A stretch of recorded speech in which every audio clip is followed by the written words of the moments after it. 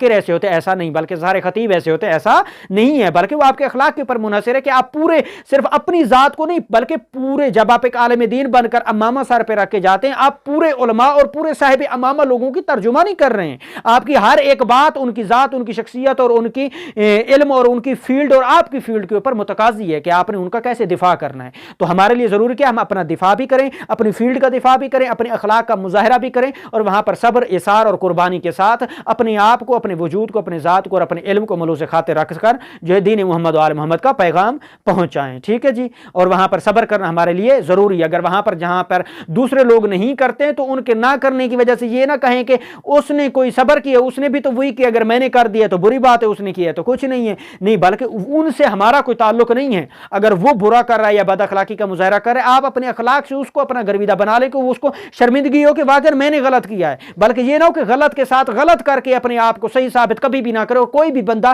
کسی کو غلط ثابت کرنے کے لیے غلط طریقے سے اس کو غلط ثابت نہیں کر سکتا۔ ہمیشہ غلط بندے کو، نیگیٹو پوائنٹ کو آپ مثبت پوائنٹ سے اس کو آپ غلط ثابت کر سکتے ہیں، لیکن اس کی غلط بات سے خود غلط بات کر کے اس کی غلط بات کو کبھی غلط ثابت نہیں کر سکتے۔ یہ بے وقوفی ہوگی، سمجھ آ گئی آگا؟ یہ چیز ہوگی۔ اور آخری کہ ریہرسل آپ نے کیسے کرنی ہے، پریکٹس آپ نے جو وہ کیسے کرنی ہے، یاد کیسے کرنا ہے جناب۔ آپ نے جناب 10 منٹ کی ہم نے مجلس بتائی تھی، آپ نے بنا لی ہے، اب یاد کیسے کرنا ہے، رٹا کیسے لگانا ہے۔ مثلا بیچ میں سید محسن صاحب سوال کر رہے تھے، ایسے بیٹھے ہوئے تھے اکیلے، وہ کہہ رہے تھے کہ جناب 10 کتابیں پڑھی ہیں، ذہن میں نہیں بیٹھتی ہیں کہ ہم نے پڑھا کیا تھا، اس میں کتاب میں تھا کیا۔ مثلا 2 مہینے رکھ دیں، اس کے بعد ذہن میں ہے ہی نہیں کہ ہم نے پڑھا کیا تھا۔ اس کا بہترین طریقہ ہمیں استاد بھی بتاتے ہیں اور جو صاحب ممبر لوگ ہیں وہ نشاندہی بھی کرتے ہیں کہ بہترین ذریعہ ہے کتاب کے مطالعہ کرنے کا، کہ جب آپ کتاب کھولتے ہیں اس کی فہرست پڑھیں اور اس میں سے موضوع چنیں۔ جب آپ مجلس بنا رہے ہیں، یاد کر رہے ہیں یا پریکٹس کر رہے ہیں، موضوع چوز کریں کہ آپ کا موضوع کیا ہے، اس فہرست میں جائیں کہ آیا اس سے آپ کے جو آپ نے موضوع کا انتخاب کیا ہے اس میں اس کتاب میں کوئی اس کا میٹر موجود ہے یا نہیں۔ اگر موجود ہے وہاں پر جائیں، وہاں پر کیا کریں، ایک دفعہ پہلے سرسری مطالعہ کریں۔ مطالعہ کرنے کے بعد جب آپ نے ایک دفعہ مطالعہ کر لیا اس کے بعد دوسری دفعہ کاپی لے لیں، پینسل لے لیں، ٹھیک ہے، اور پینسل کے ساتھ کتاب کے اوپر آپ انڈر لائن کرتے جائیں، جہاں آپ کو پوائنٹ ملے، اچھا نقطہ ملے، جہاں آپ کو کوئی آیت ملے، حدیث ملے، اس موضوع سے مطابق کوئی بات، کوئی مثال، کوئی واقعہ، کوئی کہانی، کوئی حدیث، کوئی روایت، وہاں اس کو نوٹس کر لیں، ٹھیک ہے۔ پھر کیا کریں، تیسرے مرحلے پہ اس کو پھر دوبارہ ریوائز کرتے ہوئے اسی بات کو کاپی کے اوپر نقل کرتے جائیں۔ اسی طرح سے 2 کتابوں کے مطالعے کے بعد آپ کے پاس ایک اچھا خاصا میٹر بن جاتا ہے۔ اس کے لیے جب آپ نے وہ میٹر اکٹھا کر لیا، آپ اس کو آپ نے یاد کیسے کرنا ہے، وہاں پر ایک آخری جو نقطہ اور نتیجہ ہے وہ ضروری اور مہم ہے۔ آپ نے جب میٹر تیار کر لیا ہے، اب تیار کرنے کے بعد آپ نے نکات بنانے ہیں۔ اس کے نکات کیسے بنانے، مثال کے طور پر آپ نے جناب کتاب لی ہے جناب درس اخلاق، ٹھیک ہے، اخلاق میں آپ کو جناب ملا ہے، ایک واقعہ ملا ہے رسول خدا صلی اللہ علیہ وسلم کا، مثلا وہ ایک عورت تھی، وہ اوجڑی پھینکا کرتی تھی، رسول بعد میں اس کی عیادت کے لیے گئے، ایک بڑھیا تھی، اس کا سامان تھا رسول کے لیے، اس نے الفاظ استعمال کیا، اے نوجوان تجھے پتہ ہے کہ یہاں اس علاقے میں، اس شہر میں ایک جادو اور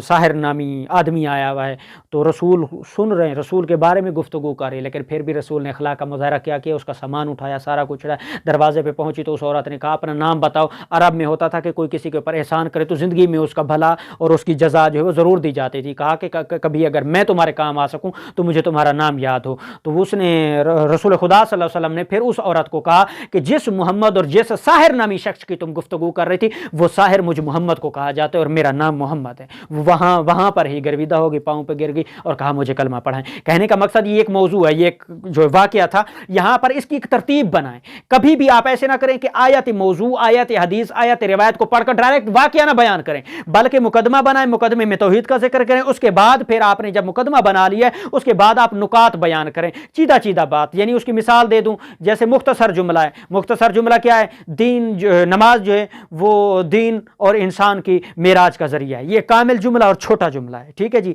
جناب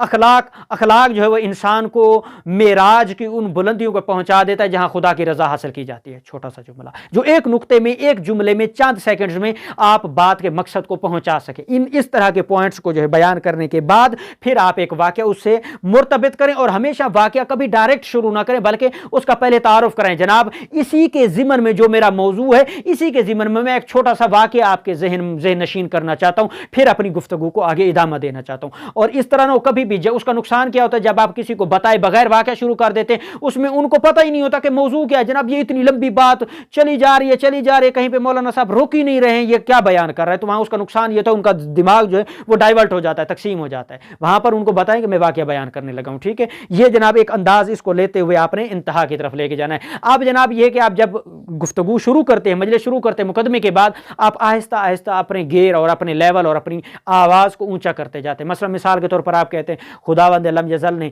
हमें इस कायनात में खल्क किया है, उसने अल्लाह ने हमें ये ज़मीन फ़र्श के तौर पे अता की, आसमान को अर्श के तौर पे अता किया, ये चाँद और सितारे हमारे लिए, अल्लाह ने जन्नत में दूध और दूध की नहरों का वादा किया, वहाँ पर शराब तहूरा हमारे लिए, हूर व गिलमान हमारे लिए। ये सारी चीज़ें आप बयान करते हुए एक लहजा रखते हुए आप कुछ वक्त के बाद आप अपने लहजे को ज़्यादा करते नामालूम तरीके साथ कैसे करना है वो अल्लाह जो हमें ये कहता है। मसलन एक वक्त में एक जुमले को आप एक स्टेप ऊपर लेके जाते हैं, फिर उसी लय में आपने आगे लेके जाना है, ठीक है। अब जब आपने जहाँ पर दाद लेनी है वहाँ पर क्या करना है, शुरू में जुमले को आहिस्ता रखना है, एंड में उस जुमले को आगे लेके जाना है, ऊपर लेके जाना है। मिसाल के तौर पे खुदावंद मुताल ने इंसान को खल्क किया है कि ए इंसान, तू दुनिया की किस रंगीनी में, किस चाहत में और किस चमक धमक में तू खो चुका है, जबकि मैं अल्लाह ने तुम्हारे लिए जन्नत का वादा किया है। यानी इस लेवल को और इस अंदाज को थोड़ा सा क्या करेंगे, एक स्टेप ऊपर लेके जाएंगे, ताकि मजमा आपके साथ अट्रैक्ट भी हो और आपके साथ चल सके, और आपकी मजलिस में आपको भी और सुनने वाले को भी कोई मुश्किल या बोरिंग फील ना हो, ताकि आपका पैगाम वहां तक पहुंच सके। अब यह कि हिफ्ज करने के लिए उसका बेहतरीन टाइम, दो टाइम बताते हैं। खुतबा उलमा हिफ्ज करने के लिए, मजलिस की रिहर्सल करने के लिए, मजलिस को याद करने के लिए, उसको दिमाग में बिठाने के लिए दो टाइम। एक यह है कि सुबह, नमाज सुबह के बाद का टाइम, और दूसरा सोने से पहले का टाइम। ये दो टाइम हमेशा अपनी जिंदगी में ज़हन नशीन कर लें कि जब आप मजलिस याद करना चाहते हैं, कोई कुरान की सूरत याद करना चाहते हैं, कोई अच्छी चीज़ जो आप हिफ्ज करना चाहते हैं, उसके दो टाइम है, सोने से पहले, दूसरा क्या है, नमाज सुबह पढ़ने के बाद।